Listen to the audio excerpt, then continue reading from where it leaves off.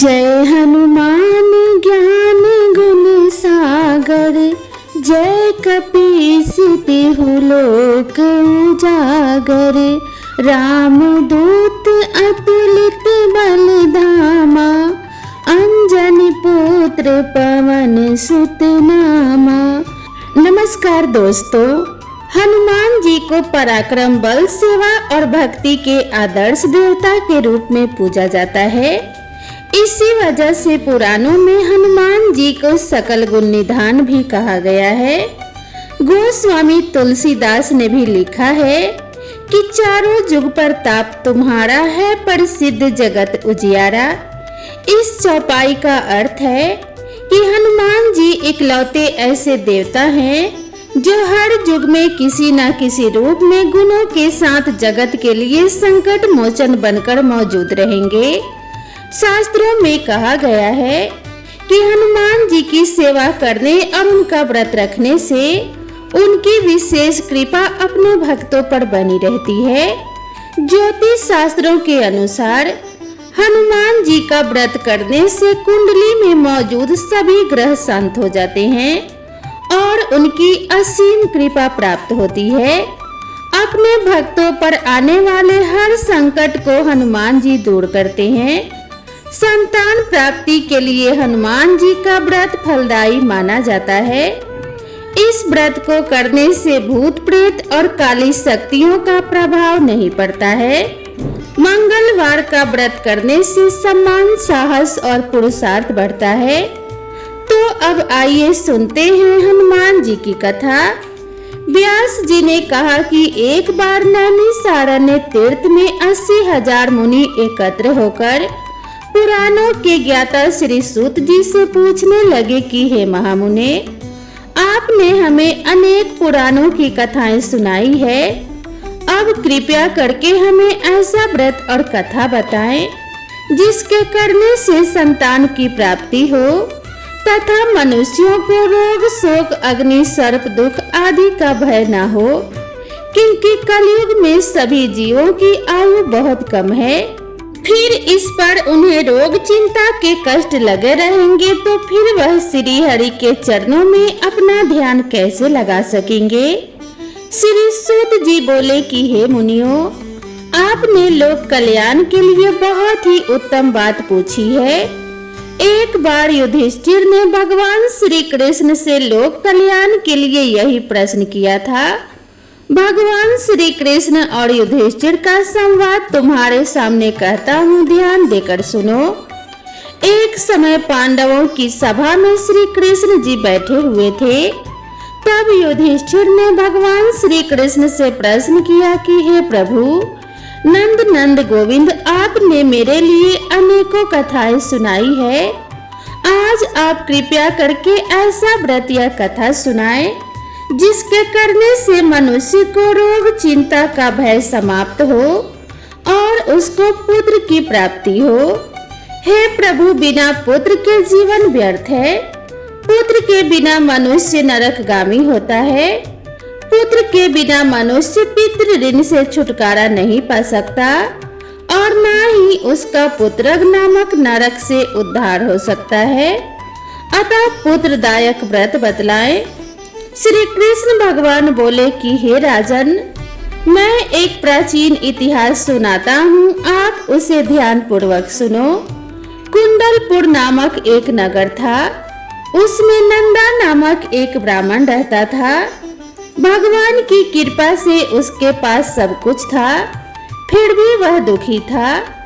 इसका कारण यह था कि ब्राह्मण की स्त्री सुनंदा की कोई संतान न थी। सुनंदा पतिव्रता थी, भक्ति पूर्वक श्री हनुमान जी की आराधना करती थी। मंगलवार के दिन व्रत करके अंत में भोजन बनाकर हनुमान जी को भोग लगाने के बाद स्वयं भोजन करती थी। एक बार मंगलवार के दिन ब्राह्मणी गृह कार्य की अधिकता के कारण हनुमान जी को भोग न लगा सकी, तो इस पर उसे बहुत दुख हुआ। उसने कुछ भी नहीं खाया और अपने मन में प्रण किया कि अब तो अगले मंगलवार को ही हनुमान जी का भोग लगाकर अन्न जल ग्रहण करूंगी। ब्राह्मणी सुनंदा प्रतिदिन भोजन बनाती, श्रद्धा पूर्वक पति को खिलाती, परंतु स्वयं भोजन ग्रहण नहीं करती और मन ही मन श्री हनुमान जी की आराधना करती थी। इसी प्रकार 6 दिन गुजर गए और ब्राह्मणी सुनंदा अपने निश्चय के अनुसार भूखी प्यासी निराहार रही। अगले मंगलवार को ब्राह्मणी सुनंदा प्रातः काल ही बेहोश होकर गिर पड़ी। ब्राह्मणी सुनंदा की इस असीम भक्ति के प्रभाव से श्री हनुमान जी बहुत प्रसन्न हुए और प्रकट होकर बोले, सुनंदा, मैं तेरी भक्ति से बहुत प्रसन्न हूँ, तू उठ और वर मांग। सुनंदा अपने आराध्य देव श्री हनुमान जी को देखकर आनंद की अधिकता से विहल हो उठी। श्री हनुमान जी के चरणों में गिरकर बोली कि हे प्रभु, मेरी कोई संतान नहीं है, कृपया करके मुझे संतान प्राप्ति का आशीर्वाद दें, आपकी अति कृपा होगी। श्री महावीर जी बोले कि तेरी इच्छा पूर्ण होगी, तेरी एक कन्या पैदा होगी, उसके अष्टांग प्रतिदिन सोना दिया करेंगे। इस प्रकार कहकर श्री महावीर जी अंतर्ध्यान हो गए। ब्राह्मणी सुनंदा बहुत हर्षित हुई और सभी समाचार अपने पति से कहा। ब्राह्मण देव कन्या का वरदान सुनकर कुछ दुखी हुए, परंतु सोना मिलने की बात सुनी तो बहुत प्रसन्न हुए। विचार किया कि ऐसी कन्या के साथ मेरी निर्धनता भी समाप्त हो जाएगी। श्री हनुमान जी की कृपा से वह ब्राह्मणी गर्भवती हुई और 10वें महीने में उसे बहुत ही सुंदर पुत्री प्राप्त हुई। यह बच्ची अपने पिता के घर में ठीक उसी तरह से बढ़ने लगी जिस प्रकार शुक्ल पक्ष का चंद्रमा बढ़ता है। 10वें दिन ब्राह्मण ने उस बालिका का नामकरण संस्कार कराया। उसके कुल पुरोहित ने उस बालिका का नाम रत्नावली रखा, क्योंकि यह कन्या सोना प्रदान किया करती थी। इस कन्या ने पूर्व जन्म में बड़े ही विधि विधान से मंगल देव का व्रत किया था। रत्नावली का अष्टांग बहुत सा सोना देता था। उस सोने से नंदा ब्राह्मण बहुत ही धनवान हो गया। अब ब्राह्मणी भी बहुत अभिमान करने लगी थी। समय बीतता रहा। अब रत्नावली 10 वर्ष की हो चुकी थी। एक दिन जब नंदा ब्राह्मण प्रसन्नचित्त था, तब सुनंदा ने अपने पति से कहा, मेरी पुत्री रत्नावली विवाह के योग्य हो गई है, अतः आप कोई सुंदर तथा योग्य वर देखकर इसका विवाह कर दें। यह सुनकर नंदा ब्राह्मण बोला, अभी तो रत्नावली बहुत छोटी है। तब ब्राह्मणी बोली, शास्त्रों की आज्ञा है, कन्या 8वें वर्ष में गौरी, 9वें वर्ष में रोहिणी, 10वें वर्ष में कन्या, इसके पश्चात रजस्वला हो जाती है। गौरी के दान से पाताल लोक की प्राप्ति होती है, रोहिणी के दान से बैकुंठ लोक की प्राप्ति होती है, कन्या के दान से इंद्रलोक में सुखों की प्राप्ति होती है। हे स्वामी, अगर रजस्वला का दान किया जाता है तो घोर नरक की प्राप्ति होती है। इस पर ब्राह्मण बोला, अभी तो रत्नावली मात्र 10 वर्ष की ही है और मैंने तो 16 साल की कन्याओं के विवाह कराए हैं, अभी जल्दी क्या है। तब ब्राह्मणी सुनंदा बोली, आपको तो लोभ अधिक हो गया है लगता है। शास्त्रों में कहा गया है कि माता पिता और बड़ा भाई रजस्वला कन्या को देखते हैं तो वह अवश्य ही नरकगामी होते हैं। तब ब्राह्मण बोला, अच्छी बात है, कल मैं अवश्य ही योग्य वर की तलाश में अपना दूत भेजूंगा। दूसरे दिन ब्राह्मण ने अपने दूत को बुलाया और आज्ञा दी कि जैसी सुंदर मेरी कन्या है वैसा ही सुंदर वर उसके लिए तलाश करो। दूत अपने स्वामी की आज्ञा पाकर निकल पड़ा। पंपई नगर में उसने एक सुंदर लड़के को देखा। यह बालक एक ब्राह्मण परिवार का बहुत ही गुणवान पुत्र था। इसका नाम था सोमेश्वर। दूत ने इस सुंदर व गुणवान ब्राह्मण पुत्र के बारे में अपने स्वामी को पूर्ण विवरण दिया। ब्राह्मण नंदा को भी सोमेश्वर अच्छा लगा और फिर शुभ मुहूर्त में विधि पूर्वक कन्यादान करके ब्राह्मण और ब्राह्मणी संतुष्ट हुए। परंतु ब्राह्मण के मन में तो लोभ समाया हुआ था। उसने कन्यादान तो कर दिया था पर बहुत ही खीन था। उसने विचार किया कि रत्नावली तो अब चली जाएगी और मुझे जो इससे सोना मिलता था वो अब नहीं मिलेगा। मेरे पास जो एकत्रित धन था कुछ तो इसके विवाह में खर्च हो गया और जो शेष बचा है वह भी कुछ दिनों के पश्चात समाप्त हो जाएगा। मैंने इसका विवाह करके बहुत बड़ी भूल कर दी है। अब कोई ऐसा उपाय करना होगा कि रत्नावली घर में ही बनी रहे, अपने ससुराल न जाए। लोभ रूपी राक्षस ब्राह्मण के मस्तिष्क पर छाता जा रहा था। रात भर अपनी सैया पर बेचैनी से करवटें बदलते बदलते उसने एक बहुत ही क्रूर निर्णय लिया। उसने विचार किया कि जब रत्नावली को लेकर उसका पति सोमेश्वर अपने घर के लिए जाएगा तो वह मार्ग में छिपकर सोमेश्वर का वध कर देगा और अपने लड़की को अपने घर ले आएगा, जिससे नियमित रूप से उसे सोना भी मिलता रहेगा और समाज का कोई मनुष्य उसे दोष भी नहीं दे सकेगा। प्रातः काल हुआ तो नंदा और सुनंदा ने अपने जमाई तथा लड़की को बहुत सारा धन देकर विदा किया। सोमेश्वर अपनी पत्नी रत्नावली को लेकर ससुराल से अपने घर के तरफ चल दिया। ब्राह्मण नंदा महालोभ के वशीभूत हो अपनी मति खो चुका था। पाप पुण्य का तो उसे विचार न रहा था। अपने भयानक व क्रूर निर्णय को कार्य रूप देने के लिए उसने अपने दूत को मार्ग में अपने जमाई का वध करने के लिए भेज दिया, ताकि रत्नावली से प्राप्त होने वाला सोना उसे हमेशा मिलता रहे और वो कभी निर्धन ना हो। ब्राह्मण के दूत ने अपने स्वामी की आज्ञा का पालन करते हुए उसके जमाई सोमेश्वर का मार्ग में ही वध कर दिया। समाचार प्राप्त कर ब्राह्मण नंदा मार्ग में पहुंचा और रुदन करती हुई अपनी पुत्री रत्नावली से बोला कि हे पुत्री, मार्ग में लुटेरों ने तेरे पति का वध कर दिया है। भगवान की इच्छा के आगे किसी का कोई वश नहीं चलता है। अब तू घर चल, वहां पर ही रहकर शेष जीवन व्यतीत करना। जो भाग्य में लिखा है वही होगा। अपने पति की अकाल मृत्यु से रत्नावली बहुत दुखी हुई। करुण क्रंदन व रुदन करते हुए अपने पिता से बोली कि हे पिताजी, इस संसार में जिस स्त्री का पति नहीं है उसका जीना व्यर्थ है। मैं अपने पति के साथ ही अपने शरीर को जला दूंगी और सती होकर अपने इस जन्म को माता पिता के नाम को तथा सास ससुर के यश को सार्थक करूंगी। ब्राह्मण नंदा अपने पुत्री रत्नावली के वचनों को सुनकर बहुत दुखी हुआ। वह मन ही मन विचार करने लगा, मैंने व्यर्थ ही जमाई का वध का पाप अपने सिर ले लिया। रत्नावली तो उसके पीछे अपने प्राण तक देने को तैयार है। मेरा तो दोनों तरफ से मरण हो गया। धन तो अब मिलेगा नहीं। जमाई वध के पाप के फल स्वरूप यम यातना भी भुगतनी पड़ेगी। यह सोचकर वह बहुत खिन्न हुआ। सोमेश्वर की चिता बनाई गई।